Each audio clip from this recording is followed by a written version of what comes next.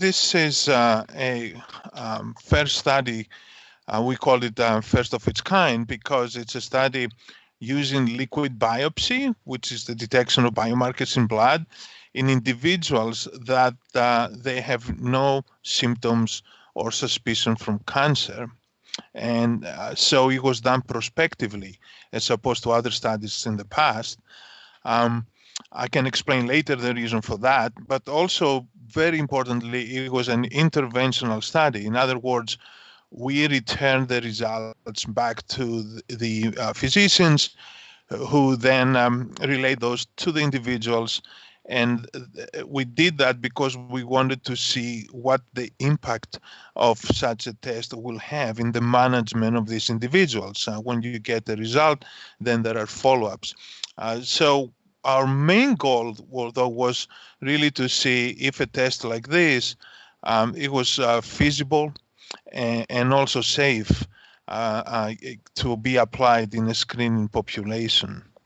The reason I said earlier, we went for a prospective study. It was not only just to mimic real-world situation, but also because every other study, including our studies in the past, were performed in individuals that already we knew that they had cancer. That's how we got the samples. So it was case control studies, and usually cases they are individuals that on average they have larger tumors. That's why they have symptoms perhaps, or the tumors usually are at a higher stage and also easier to detect. So we really didn't know what to expect going to individuals that they feel healthy, they have no suspicion of cancer, and yet there is cancer inside them. So we built a lot of we think we call them safety valves, if you wish. There was a lot of safety that they were implemented just because it was the first time we were doing this test. For example, we every test result, blood test result, we called individual back to confirm it. This is not how in the future the test will be done, but we felt that that was important to do that in this case. We implemented a way to we had every result before even went to the individuals were actually reviewed by a multidisciplinary committee to recommend or not to recommend any follow-up. Very importantly, I'll take a step back, the individuals or the participants to the study, because it was a voluntary participation, they were really instructed in a very detailed way about what this blood test can and cannot do. And especially being the first study like that, we really didn't know how much this test can do and what a result could think. And very important also, they were instructed to follow up with the standard of care screening. As we know, there are approved tests for screening of cancer, like colonoscopy, mammography, pap smears, and so on. And they were not only discouraged, they were actually encouraged throughout the study to be following up with the standard of care screening.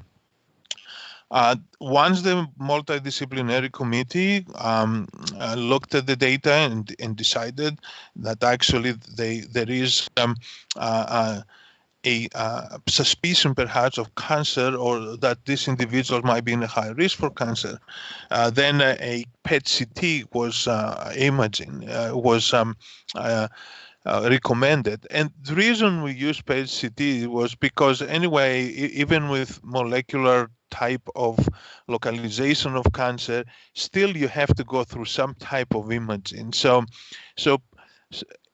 PET-CT provided a couple of things, and we thought it was part of the safety actually that we implemented. One, it was an orthogonal way to validate that there is a mass in the individual. And also it was precise in the localization. For example, it didn't say maybe there is lung cancer. It said there is a lesion in the left lung on the lower lobe, for example. It was very precise, and it provided additional information. For example, because it was a whole body PET CT, that there was not any metastasis, at least visible within the sensitivities of PET CT.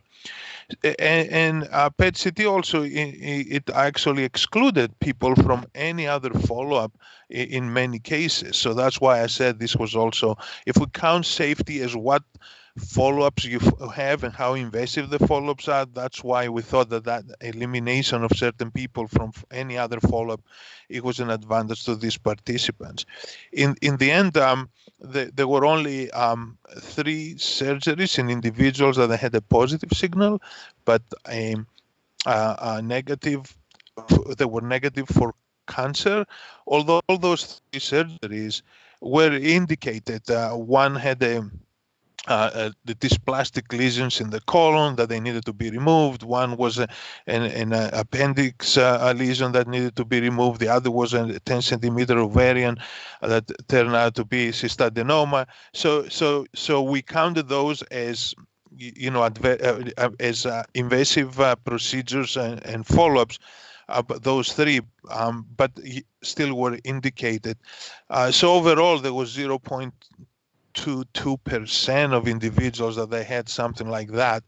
On the other hand, from the people who had cancer detected by the blood test, there were surgeries with intent to cure, and that's where the impact of of course, we don't know if these people are cured, but the intent when a surgery is decided is usually with intent to cure, and there were 12 surgeries of that. Those were individuals that they had other localized or regional cancers with no metastasis, and that's why the surgery thing. So we think that this was an impact on these individuals.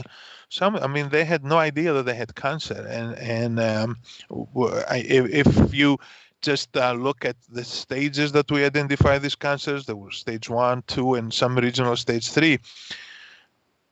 If you look at the survival based on epidemiological sites like SEER, the survival, 5-year survival, that's how we measure that. It's in the 90s now when you have a stage 1 cancer versus the idea is that maybe this cancer would not be detected until later stages. So then survival will be much less.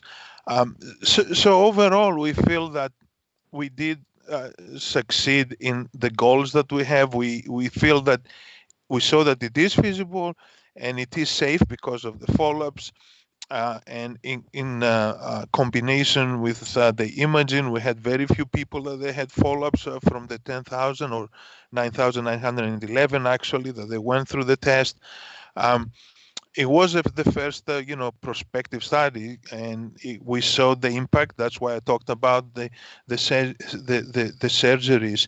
Another thing that I just briefly mentioned earlier, but it's important. We also saw that in any screening modality, you try to identify, and the idea is to try to identify screen-detected cancers as opposed to symptom or suspicion-detected cancers. Those are the ones that we think we have the best chance of actually managing those individuals to the point that the survival is great and perhaps even get cured. So I mentioned about the standard of care that we didn't want to deter it. Not only that, I think we showed in this study that more than half actually of the cancers that detected, they were by the blood test, but they were non-overlapping with the standard of care cancer. So if you put them together, it shows that a blood test like this could be integrated in standard of care screening and actually be complementary and additive to that instead of replacing it. So I thought that is an important point of what we tried to do there in the study. Of course, there are many things to do in the future. one of the things is now that we know that we feel that is feasible, of course, still there are bigger studies that they need to be done. You have to look at risk benefit ratios, cost effectiveness, what is the clinical applicability of this test, and there will be technical improvements. Already we have, at least at the laboratory and in retrospective studies, we have improved the sensitivity of the test. So we didn't, with all these, safeguards that we put, we didn't really focused on studying that because we felt that first you're going to see if that test is going to be any useful, and then try to improve it. So those are things. There will be bigger studies that they're going to try to establish this test.